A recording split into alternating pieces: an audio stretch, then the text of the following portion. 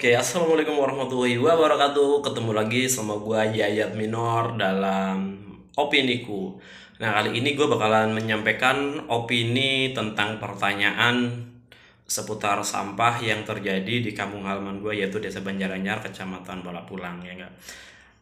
Dalam salah satu ngobrol santai itu muncul pertanyaan, ya enggak, bagaimana Mas Yayat pendapatnya tentang isu sampah yang ada di Desa Banjaranyar. Untuk teman-teman ketahui, dalam beberapa hari kebelakang itu kurang lebih antara intinya lebih dari 3 hari itu sampah di kampung halaman gue itu memiliki masalah, ada keterlambatan pengambilan dari pihak pengelola sampah. Nah, ini jawaban gue dan statement gue satu. Yang pertama adalah kita harus apresiasi apa yang sudah dilakukan oleh Pemdes Banjaranyar dan tentunya pengelola sampah di Desa Banjaranyar. Satu, diapresiasi, ya enggak. Saya mengapresiasi dulu, ya enggak.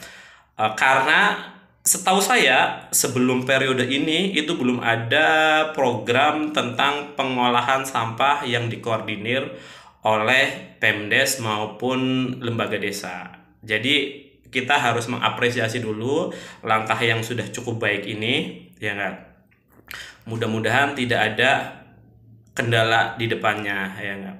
Poin keduanya, ya enggak, kita memang betul harus mengkritik dengan adanya beberapa isu, beberapa kejadian yang dianggap itu kurang kurang ideal sih, kurang sempurna, ya enggak.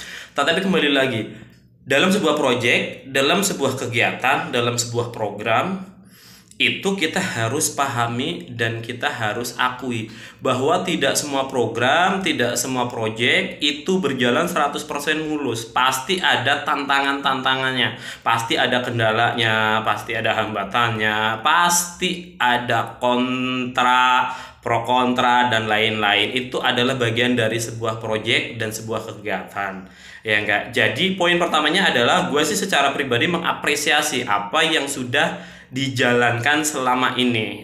Terlepas masih ada pro dan kontra, itu adalah bagian dari sebuah program.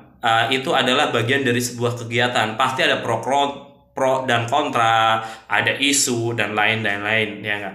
Nah, kemudian apakah berarti kita tidak boleh mengkritik? Wah, kalau menurut gua ya enggak. Sudah pasti kalau sesuatu ada yang kurang baik atau kurang sempurna, ya bagusnya kita kritik.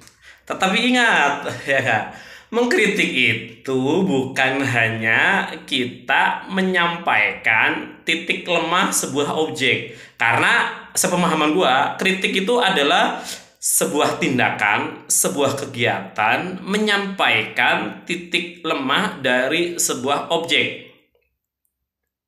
Itu apa yang gue yakini itu. Jadi ketika kita mengkritik sesuatu, maka kita itu melihat titik lemah dari sebuah objek itu, ya enggak.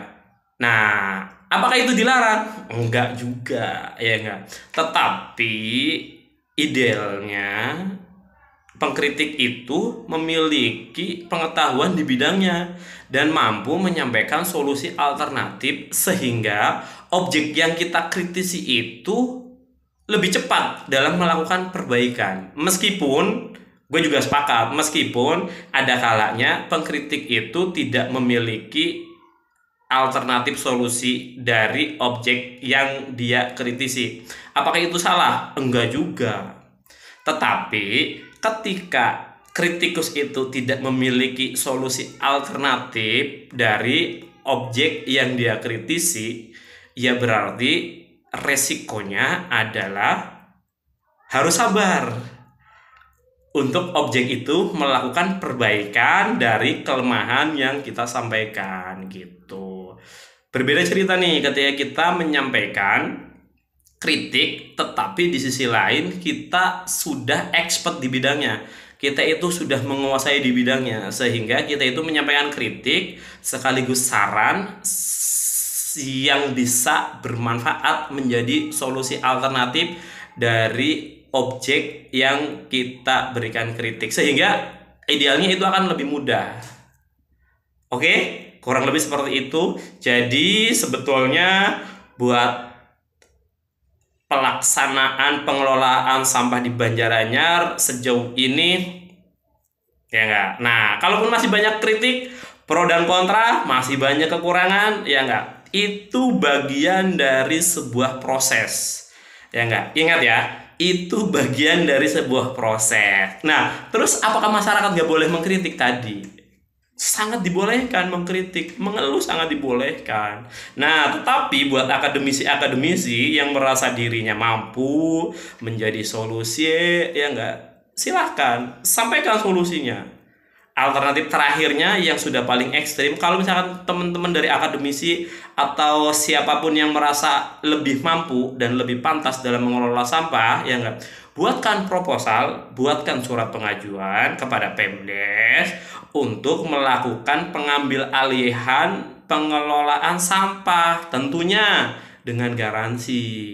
Nah, kalau misalkan sampean atau Anda canggung, ya enggak, sampean bisa kolaborasi dengan saya untuk diskusi dengan Bapak Kepala Desa atau melalui Pemdes atau bisa jadi melalui BUMDesnya, sehingga kita itu kedepannya mudah-mudahan bisa mengurai permasalahan sampah yang ada di Desa Banjaranyar tanpa sebatas debat kusir, ya enggak?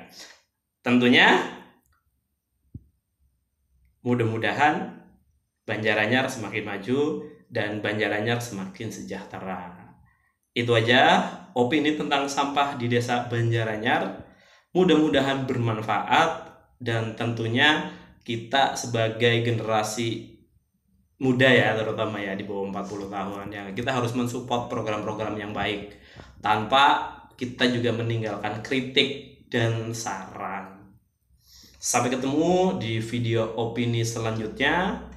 Jangan lupa buat like, comment, subscribe channel YouTube Yayat Minor, karena sebagian keuntungan dari penghasilan channel YouTube Yayat Minor akan kita donasikan untuk kegiatan sosial di bidang pendidikan.